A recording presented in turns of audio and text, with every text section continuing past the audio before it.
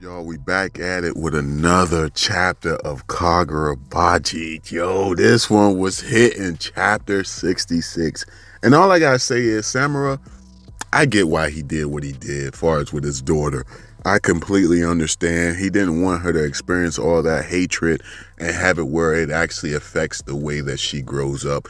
He didn't want his his daughter to pay for his sins. So I get it completely. I am not mad at him for that. I just only hope that his daughter understands like why her father did what he did. Far as that now, everything else he's doing right now, that's a whole nother discussion right there. But far as why he abandoned her, I hope she gets why. Because everything that she could have possibly went through, all the danger and stuff she could have potentially went through, he just didn't want that for his child. Actually, no loving parent would want that for his child, for their child. So I get why he did what he did. But we about to get into this, man. Also, make sure you subscribe, hit the bell for all notifications. Your boy is at work right now, so yeah, this video won't have the best edits. You guys already know how it is. My job rotate weekends, man. One weekend I work, one weekend I'm off. I do apologize. But we about to get into it. First off, I got to talk about Hiko. I know I'm shortening his name. I know it's a whole lot longer, but I'm just saying the short version just for this recording. Hopefully you guys know who I'm talking about. His real name is, Hiruhiko. Hopefully I'm saying that correctly, but I'm just calling him Hiko for short. He's back on the scene, and damn if he didn't have a goated moment. To think that this guy killed someone with a hairpin, and then takes that same hairpin, doesn't clean it off now. He doesn't clean the hairpin off. He just wraps it. He wraps his hair up and put it into a knot, into a ponytail. And I'm just like, yo, that's kind of raw. Nasty, disgusting, but raw as hell. That's some raw stuff. Like, this dude is crazy in the mind. And then just showing how much influence that Samura has over these people, where no one is using their enchanted blades because they are afraid of what will happen to them if they draw their swords. You have it where Hiko himself says, like, yo, I know the moment I touch my enchanted blade, Samura is going to come down here and slay me. I am not going to do it. Don't worry. I'm going to just rely on my regular sword skills and I will be fine. Oh my God. Yo, Samura is quite the threat.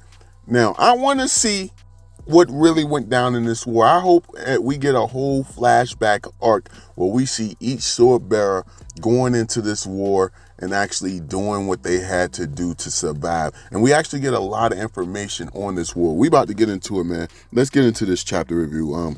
Again, make sure you subscribe, hit that bell for notifications. So the chapter starts off where you got Samura's daughter wanting to know why she doesn't remember her father. Who was he? Who was this man that she has faint memories of, that she's starting to have faint memories of?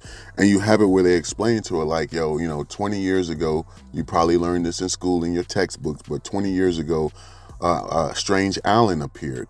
And on this strange island, you have the material that's used to make the enchanted blade, on this island.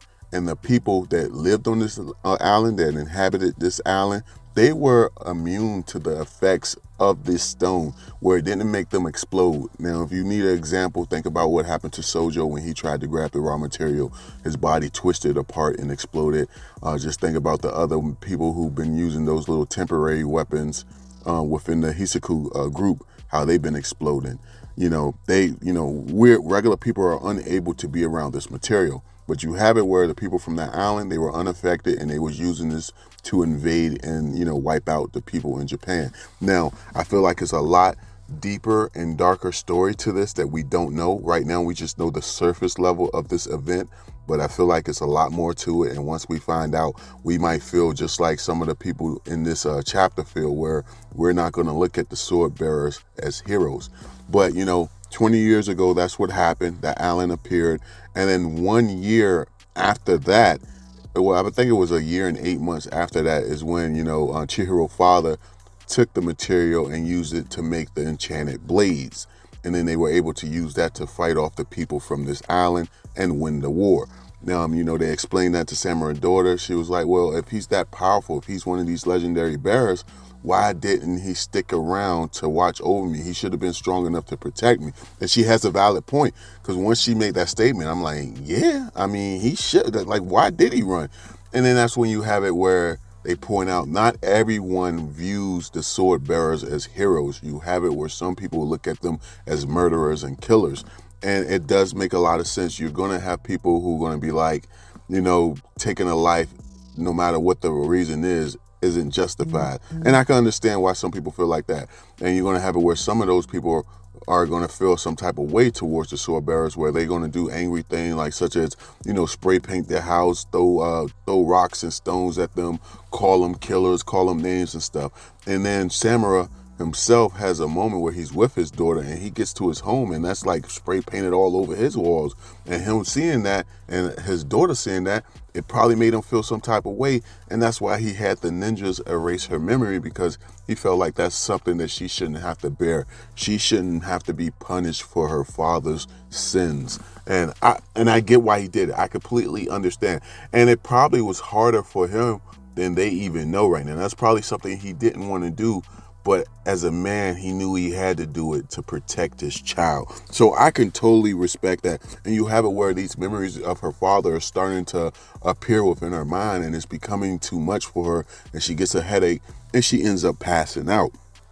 So after she passed out, you have it where Chihiro is there in front of the ninjas, and he's pretty much saying like, yo, now she just has to choose which path she wants to go on. And while that's going on, you see him holding a katana, and I wonder if this whole time he's been constantly feeding his spirit energy into that katana, so that when he unleashes it, it will be a devastating attack. I wonder if that's what he's doing, because the way he was holding it is as if he was training right there in that moment. So when he unleashes that sword, it might be something fierce, or at least that's just my thoughts on it. Like I said, I might be wrong, but you have that going on, and also you have the other ninjas on top of the roof preparing the new spell to erase her memories, and they're saying it's going to be even stronger than the spell they just used, beforehand. And you have it where one of the ninjas is like, yo, well, why won't we just do this inside? And that's when they point out that using sorcery of any kind within this hotel is forbidden. You're not allowed to do it. And they say like the people who work here are very highly trained one-hand swordsmen.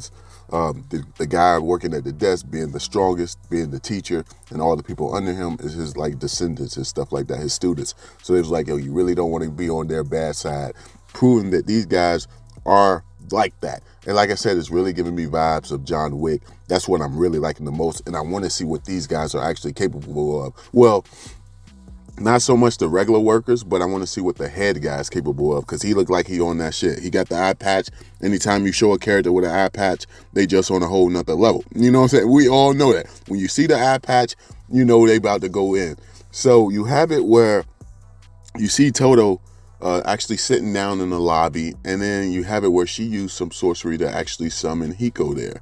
And, Hiko's like, thanks for getting me here. The surveillance around this place is crazy. So Samura daughter is in this location. And you have it where, Toto goes to say, nah, we don't know for sure. There's a couple of places that she could be, but this is one of the places that she could likely be. And I like the fact that they made it where, this group didn't actually know exactly where she was. It was more so they're going down the line to different places that she could actually hide out at, and this happens to be one of the places. Now, I don't know whether or not this is the first place they got to, or the second or third place. I'm not sure. It's definitely not the last, because they would have said that in this conversation. So then you have it where one of the people who work at this hotel walks up to Hiko and says like, yo, no sorcery of any kind is prohibited on this property. And you have it where he has a hairpin in his hand. He looks at Toto like, yeah, this is my weapon right here, because I can't draw my sword because Samura come here.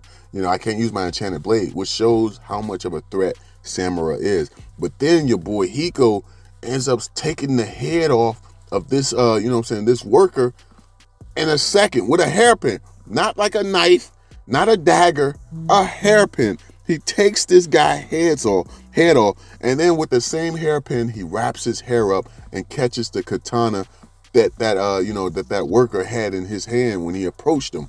And then when you see that happen, you got the main boss of the hotel pulling out his katana and heading in that direction. And that's how the chapter ends. Like I said, phenomenal chapter. I don't know who looked the best in this chapter, like who made this chapter for me. I don't know if it was Hiko with the hairpin, which was crazy as hell, or just seeing like, the little flashbacks that we got of, the island appearing and these soldiers and warriors from the island attacking Japan, because I really want to know more about that. I really want to know what happened in this battle, and was it a situation, like, I'm thinking it might have been a situation similar to like Star Wars. I don't know how many of y'all seen Star Wars Episode 2 with Anakin and, spoilers, but I'm more than likely, if you haven't seen it by now, you're probably not going to watch it. But you have it where Anakin is leading, first show signs of going to the dark side, and his mom dies. And he goes to the place where the people kidnapped his mom and killed his mom. He goes back to that area, and he's telling the story to, who would be his future wife. And he's like, yo, I did something horrible, I killed them, and the lady's like, yo, it's okay, that you killed the men, they took your mom and they hurt her and killed her. He said, nah, man, not just the men, the women, the children, I slaughtered them all. And I wonder if it's going to be like in the flashback where when they talk about that island, is it going to be a situation where the sword bearers actually did that as well, where they slaughtered the women, the children, the men, everybody. That could be the case, or it might be a situation where, the reason why the people from the island was attacking was for a noble reason, but for whatever reason, to preserve ourselves in Japan, they chose to fight back. So that it could go either way. You guys can let me know your thoughts on that down below. But hopefully you liked this video. If you did, thumb it up, subscribe, hit the bell for all notifications, and I'll catch you in the next one. Peace.